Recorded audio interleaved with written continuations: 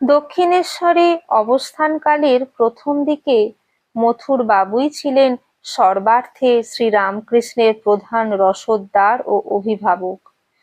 শ্রীরামকৃষ্ণ চরণে তার অনুরাগ, ভালোবাসা, বিশ্বাস জন্মেছিল নানা অভিনব দর্শনের মাধ্যমে।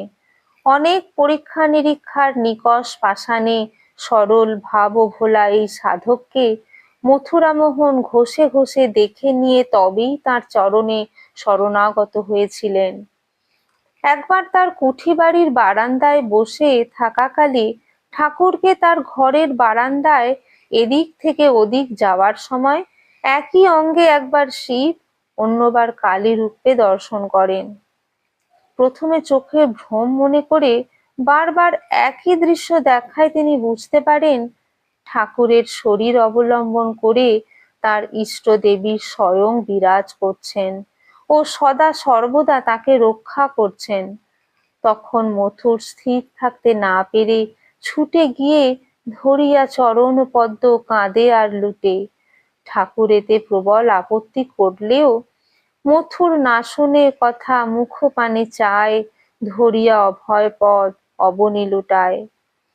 মথুর জানতে পেরেছিলেন এই অভয় চরণ আশ্রয় করেই তিনি হেসে খেলে সংসার সমুদ্র পার হয়ে যাবেন। তাই সব সময় তাকে সন্তানের মতো রক্ষা করতেন, গুরুর মতো শ্রদ্ধা করতেন, ইষ্টের মতো ভক্তি করতেন। তিনি বিশ্বাস করতেন এই চরণই তার একমাত্র গতি। মথুরবাবু একবার ঠাকুরকে পরীক্ষার জন্য একটু ভিন্ন পথ গ্রহণ করেন। কিছু দেহ পসারিণীকে ঠাকুরের ঘরে পাঠিয়ে দেন, কিন্তু মহাভাগ্যবতী এই কামিনীরা ঠাকুরের দিব্য স্পর্শে নতুন জীবন পেল। জনম জনমার্জিত পাপে তাপে বিনির্মুক্ত দিব্য ভাব উদয় অন্তরে, অভয় চরণ ধরি ঢালে দুহে আঁখি বাড়ি, অনিবার বসি পদতলে।